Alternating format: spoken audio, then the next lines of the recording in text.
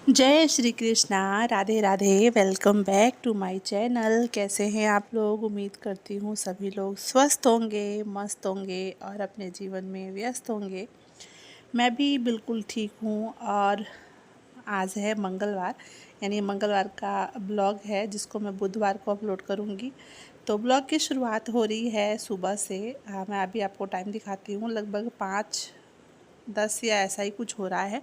इससे पहले मैं उठ गई थी छत पे जाके, 4:30 बजे के करीब में उठी थी मैं छत पे, अपना फ्रेशनअप वगैरह होके छत पे योगा वगैरह करके फिर मैं आ गई हूँ। तो आने के बाद पानी मैंने वैसे पहले पी लिया है और अब मैं लग गई थी झाड़ू लगाने में। तो अभी मैंने 2 रूम में झाड़ू लगा लिया है, किचन से फिर मैं तब मैंने मुझे भी याद आया कि मुझे ब्लॉगिंग भी करनी है। तो फिर मैंने ब्लॉग लगाया मोबाइल रिकॉर्डिंग पे और इधर लगा रही हूँ मैं झाड़ू। तो शुरुआत हो चुकी है बहुत ही प्यारी सी। जब सुबह उठो ना, मतलब एक छत पे जाने पे एक इतनी अच्छी वाइब आती है ना, बिल्कुल पॉजिटिव वाइब, इतनी सुकून मिलता है ना सुबह, जो ठंडी ठंडी हवा। और पता हम लोग के यहाँ कल रात में इतनी तेज़ आंधी आई थी, इतनी तेज़ आंधी कि क्या ही कहना, है ना। तो जिसकी वजह से फिर हम लोग आधी रात में उठ के नीचे आए। फिर मैं मेरी उंगली में भी दर्द हो रहा था, फिर मुझे नींद भी नहीं आ रही थी, तो मैं उठ के छत पे चली गई थी। और ये देखिए टाइम मैं दिखा रही हूँ आपको, 26 तारीख का है ये। झाड़ू लगाया मैंने, हाथ में ना पता नहीं क्या हो गया है, मेरी उंगली में नौसू जैसा उखस जाता है ना, वो पक गया है। इतना दर्द हो रहा है कि राइट हैंड से मेरा कोई काम नहीं हो रहा है। मैंने पूरे घर में झाड़ू लेफ़्ट हैंड से ही लगाया और लेफ़्ट हैंड से मेरा कोई काम नहीं हो पाता है। हाथ भी दर्द होने लगा, कोई काम नहीं हो पाता मेरे मतलब दूसरे हाथ से। और फिर इधर जैसे तैसे मैं धीरे धीरे एक उंगल ऊपर करके, वैसे मैंने रात को ही गैस साफ़ कर दिया था, पर एक बार सुबह भी मैं पोछा मार देती हूँ, उस पर कपड़ा मार देती हूँ लगे हाथ की। एक बार नेगेटिविटी आती है ना रात में, चाहे कितना भी साफ़ सफाई करो, पर सुबह भी एक बार मैं एक राउंड पोछा मार देती हूँ। उसके बाद मैं लग गई थी पोछा लगाने में। तो एकदम दृढ़ निश्चय किया था कि मैं बैठ के ही पोछा लगाऊंगी आज, मोप से या वाइपर से पोछा नहीं लगाऊंगी। तो फाइनली लगा लिया मैंने, क्योंकि काफ़ी टाइम हो गया ना मुझे बैठ के भी पोछा लगाया। उधर लगातार तबीयत भी ख़राब चल रही थी, जिसकी वजह से मैं पोछा बैठ के नहीं लगा पा रही थी, बैक पेन की वजह से भी। लेकिन आज मैंने पोछा बैठ के ही लगाया बहुत अच्छे से। हाथ के पोछा की तो मतलब बात ही कुछ और होती है, चाहे आप एक एक राउंड भी लगाओ ना, पर फिर भी घर चमक जाता है हाथ से पोछा लगाने पे। या फिर घर पूरा धुल दो तो बहुत अच्छे से साफ़ हो जाता है। और आंधी इतनी आई है ना कि पूरा धूल ऊपर से उसे जो गेट है उसके नीचे से, मैंने वहाँ लगा रखा था वो जो आता है ना, ऑनलाइन मंगाया था, लेकिन बच्चों ने निकाल के उसको तोड़ ताड़ के फेंक दिया है। सारा धूल, इतना सारा धूल निकला था ना, घर में पूरा घर भरा पड़ा था। बिना पोछे के तो हो ही नहीं सकता था। तो इधर सारा पोछा लगाया मैंने। लाइट नहीं थी, इस वजह से मैं धुली नहीं, कि पानी भी नहीं है। फिर मैं चला चला के, हाथ भी मेरा उंगल में ऐसे हो रखा है जिसकी वजह से, वरना मैं पूरा घर धुल देती तो वो और अच्छा हो जाता। पर पोछा लगाया मैंने सारे घर में, और पूजा रूम में भी, सब में सारा पोछा लगाने के बाद मैं लग चुकी हूँ अपने काम में। और ये देखिए, घर ज़रूरी नहीं है, देखिए आप 20 मिनट 25 मिनट प्राणायाम कीजिए, उसके बाद अपना घर का काम कीजिए, इससे भी हम फिट रह सकते हैं। ठीक है, अगर हम झाड़ू लगा रहे हैं झुक के, बैठ के झाड़ू अगर हम लगा रहे हैं, बैठ के पोछा लगा रहे हैं, तो ये भी एक एक्सरसाइज है। सिलबट्टे पे मसाला पीसना, ठीक है, ये एक्सरसाइज है जो पहले लोग करते थे। और अब क्या है कि हम लोग झाड़ू पोछा, उतना ज़्यादातर तो लोगों घरों में मेड होती है, हमारे घर में भी थी। लेकिन इधर 2-3 साल से, मेरी धनवी 2.5 साल की होने वाली है, 2.5 साल से मैं लगातार अपना काम खुद ही करती हूँ। थोड़ा सा कभी रुक के करती हूँ, थोड़ा कभी बाद में करती हूँ, जैसे मैनेज हो जाता है, पर मैं करती खुद ही हूँ। सब करने के बाद मुझे लग गई थी प्यास बहुत तेज़ से, तो फिर से पानी मैंने गुनगुना किया और उसमें मैंने डाला एक ये जूस है जिसको मैं सुबह लेती हूँ। तो खाली पेट लेना होता है, उसको पानी में मिला के 30 ml, तो वो मैं ले रही हूँ। क्योंकि सुबह मैंने जीरा वाला पानी पिया था, बनाया था अपने लिए भी और हस्बैंड के लिए भी, तो वो ले लिया है मैंने। और अब मैं वो जो जूस है उसको मिला के पानी में, 1 गिलास पानी में 30 ml, और तब पीना होता है। तो वो ले लिया मैंने, फिर चली गई थी मेरा क्लचर उड़ के वहाँ गया है आंधी में। इतनी तेज़ आंधी थी ना, ये देखिए।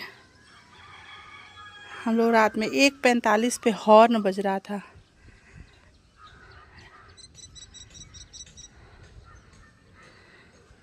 और मौसम का हाल दिखाती हूँ मैं आपको। सूरज भगवान अब निकल रहे हैं और इधर बादल लगा हुआ है। बारिश आई है पर बहुत थोड़ी थोड़ी।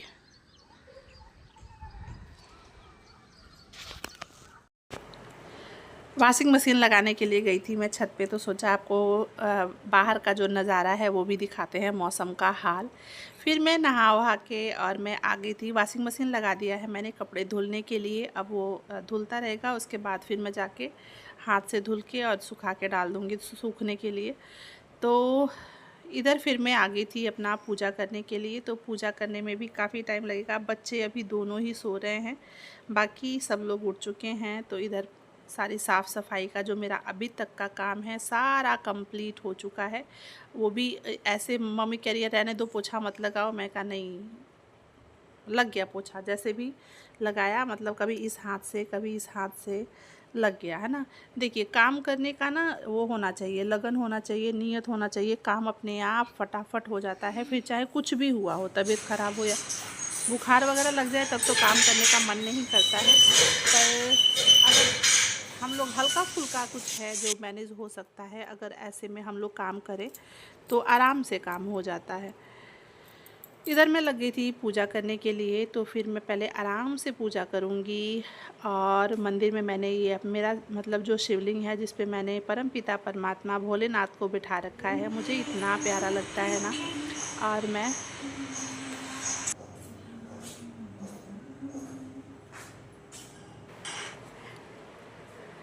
पहले उनको जल चढ़ाया, उसके बाद चंदन सेवा। आराम से मैं सेवा कर लेती हूँ। बस वही 4-5 दिन जो होता है, जब मैं नहीं कर पाती तो बहुत बहुत अजीब सा लगता है। हर मतलब महीने में 4-5 दिन पूजा, अगर 5 दिन क्या 1 हफ्ता मान के चलिए। बलबुद्धि विद्या देहु मोहि हरहु कलेश विकार। जय हनुमान ज्ञान गुण सागर, जय कपीस तिहु लोक उजागर। रामदूत अतुलित बल धामा, अंजनी पुत्र पवन सुत नाम।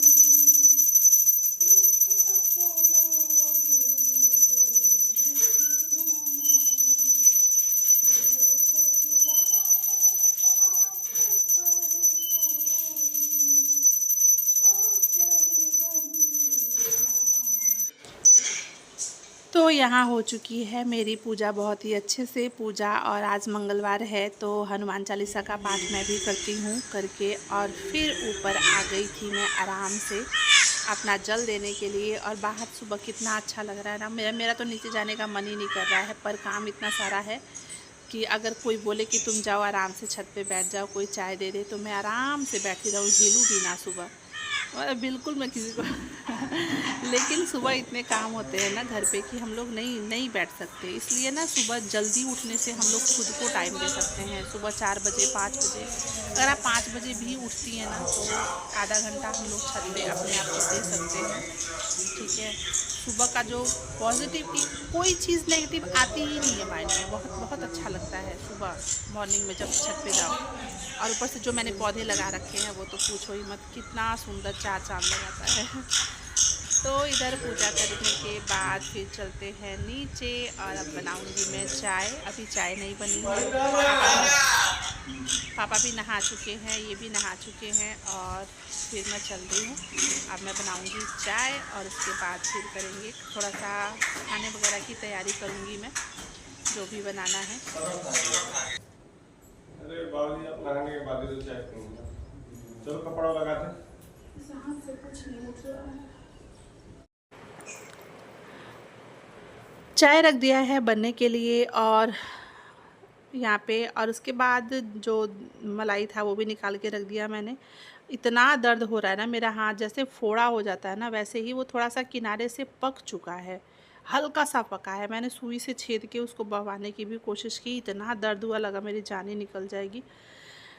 और चाय रखने के बाद जो दूध आया था फिर उसको भी मैंने खाली कर दिया है, गरम करने के लिए रख दूँगी। लाइट है, इंडक्शन पे ही रख दूँगी, गरम हो जाएगा। और फाइनली मेरी चाय भी बन के तैयार हो चुकी है। ये देखिए मेरे हाथ का, उंगली का हाल, ये देखिए कैसे हो रखा है, इतना सूज गया ना। हाँ, ये देखिए जो किनारे पे दिख रहा है ना पीला सा, बस वही उतना पका हुआ है, पूरा पका भी नहीं है मतलब। तो बहुत ज़्यादा दर्द हो रहा है। इधर चाय भी बन गया है मेरा। और हम गृहिणियों का यही है, चाहे कुछ भी हो जाए, कुछ भी हो जाए, लेकिन हमें छुट्टी नहीं मिल सकती। हाँ, मेरे हस्बैंड रहते हैं तो मेरी बहुत ज़्यादा हेल्प हो जाती है, पर जब वो दुकान पे चले जाते हैं या मार्केट चले जाते हैं तो फिर मुझे लगता है कि अरे